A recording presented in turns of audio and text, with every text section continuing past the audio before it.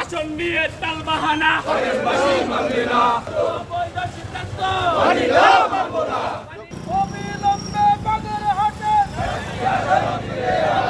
আমাদের 4টি আসন ফিরিয়ে দেওয়ার জন্য, কিন্তু এখনো সরকার থেকে এমন কোনো বা সিইসি থেকে এমন কোনো আশ্বাস আমরা পাইনি, যার কারণে আমরা আইনি প্রক্রিয়া যেতে বাধ্য হয়েছি। আমাদের দাবি একটাই, 4টি আসন ফিরিয়ে দিতে হবে।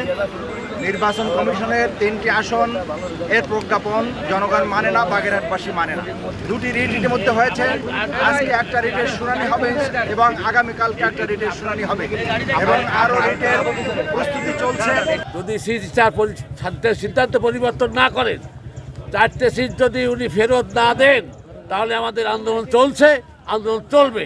এটা বাগেরহাটে কোনো বিএনপি জামাতের আন্দোলন নয়, এটা বাগেরহাটবাসীর আন্দোলন। হিন্দু ধর্মের সবথেকে বড় অনুষ্ঠান এই দুর্গাপূজা।